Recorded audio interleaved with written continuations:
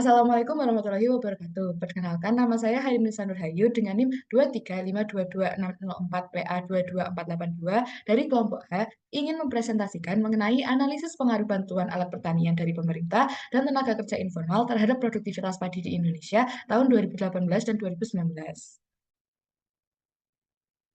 Untuk variabel yang digunakan pada analisis ini, untuk variabel respons sendiri ada produktivitas padi, dan variabel prediktornya antara lain persentase tenaga kerja informal sektor pertanian, jumlah bantuan pompa air dari pemerintah, jumlah bantuan traktor roda 2 dari pemerintah, dan juga jumlah bantuan traktor roda 4 dari pemerintah. Teknik regresi yang digunakan pada analisis ini adalah analisis regresi linear berganda dibandingkan polinomial atau spline. Hal ini dikarenakan dataset yang diperoleh memiliki jumlah yang cukup sedikit, yaitu hanya 34 observasi per tahun. Kemudian akan dibuat dua model, yaitu untuk tahun 2018 dan 2019. Untuk analisis menggunakan ketiga metode analisis regresi linear berganda didapatkan hasil seperti yang tampak pada layar. Diperoleh bahwa ketiga metode tersebut memiliki keluaran variabel, beta, dan signifikansi yang sama. Maka dari itu, dari ketiga metode tersebut akan dipilih metode backward selection. Kemudian, karena masih terdapat intersep yang tidak signifikan terhadap model, akan dilakukan pemodelan secara manual, sehingga didapatkan output sebagai berikut. Kemudian kita menguji asumsi linearitas untuk model tahun 2018. Dari keempat variabel prediktor diperoleh keempat-empatnya memiliki hubungan linear positif dengan variabel respon, tetapi dengan koefisien korelasi yang berbeda-beda. Linear positif artinya semakin besar nilai persentase variabel prediktor di sektor pertanian, maka akan semakin besar pula nilai variabel respon. Kemudian kita melakukan uji output untuk model pada tahun 2018. Yang pertama ada uji overall, tujuannya untuk mengetahui apakah model regresi layak digunakan atau tidak. Dengan menyatakan hipotesis awal H0 model regresi tidak layak digunakan dan H1 model regresi layak untuk digunakan, dapat didapatkan kesimpulan bahwa H0 ditolak untuk model terakhir. Karena H0 ditolak, maka model data tersebut memiliki model regresi yang layak digunakan. Yang kedua, ada uji parsial koefisien, dengan tujuan mengetahui apakah nilai koefisien signifikan terhadap model regresi yang dimiliki atau tidak. Dengan menyatakan hipotesis awal H0 koefisien variabel XI tidak signifikan terhadap model regresi, dan H1 koefisien variabel XI signifikan terhadap model regresi. Kesimpulannya, pada model semua H0 ditolak. Karena H0 ditolak, data tersebut memiliki koefisien yang signifikan terhadap model regresi. Jadi, model regresi yang baik untuk tahun 2018 adalah Y atau produktivitas padi 2018 sama dengan 0,448564 dikali persentase tenaga informal 2018 di sektor pertanian tambah 0,006012 dikali jumlah bantuan traktor roda 2 pada 2018. Dengan interpretasi, setiap penambahan satu satuan variabel X1 atau persentase tenaga informal 2018 di sektor pertanian, maka variabel produktivitas padi 2018 akan bertambah sebesar 0,448564. Kemudian, setiap penambahan satu satuan variabel jumlah bantuan traktor roda 2 2018, maka variabel produktivitas padi 2018 akan bertambah sebesar 0,006012 dengan asumsi variabel lain konstan. Kemudian untuk model tersebut kita melakukan uji diagnostic stacking. Yang pertama ada variabel independen bersifat tetap. Pada kasus ini asumsi terpenuhi. Yang kedua ada linearitas variabel dependen dengan setiap variabel independen.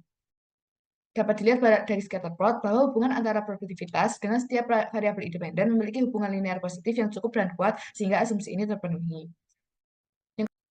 Yang ketiga, ada normalitas residual. Setelah dilakukan pengujian, dapat disimpulkan bahwa populasi residu berdistribusi normal sehingga asumsi terpenuhi. Yang keempat, ada homoskedastisitas residu. Setelah dilakukan perhitungan, dapat disimpulkan bahwa residual bersifat homoskedastik sehingga asumsi terpenuhi.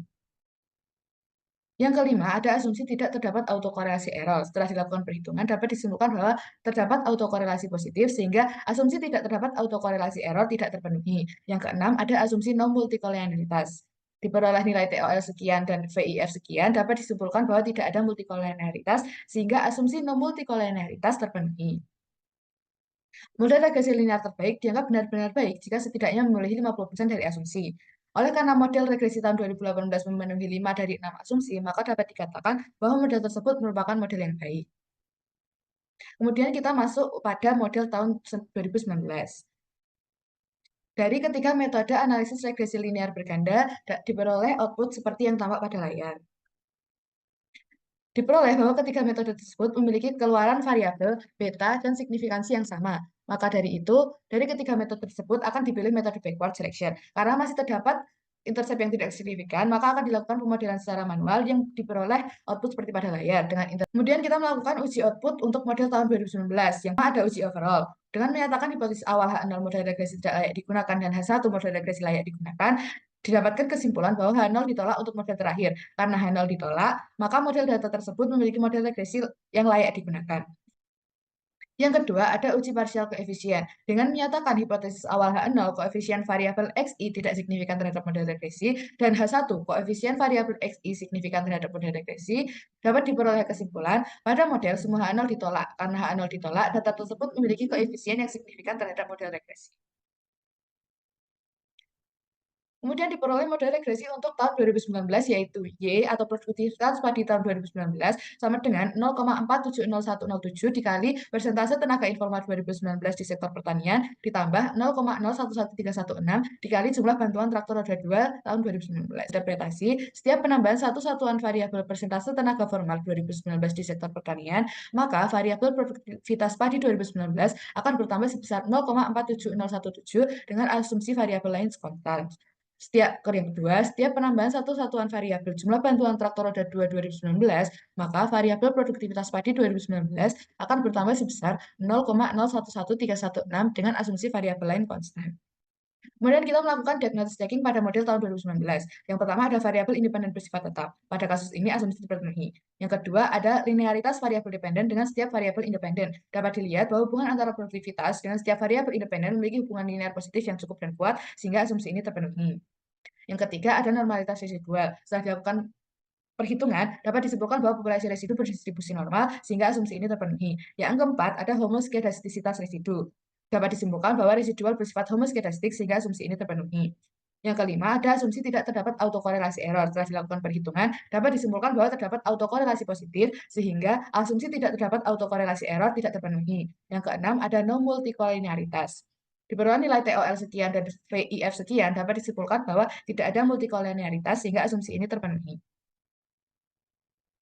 Oleh karena model regresi tahun 2019 tersebut memenuhi 5 dari 6 asumsi, maka dapat dikatakan bahwa model tersebut merupakan model yang baik.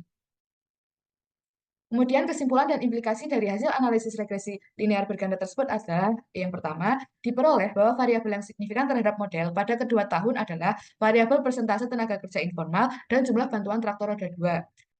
Yang kedua, pemerintah disarankan untuk memprioritaskan distribusi traktor roda 2 dan memberikan pelatihan penggunaannya kepada petani. Sebaliknya, bantuan untuk traktor roda 4 dan pompa air perlu dievaluasi lebih lanjut karena tidak menunjukkan dampak yang signifikan terhadap produktivitas petani. Demikian yang dapat saya sampaikan. Bila ada salahnya mohon dimaafkan. Wassalamualaikum warahmatullahi wabarakatuh.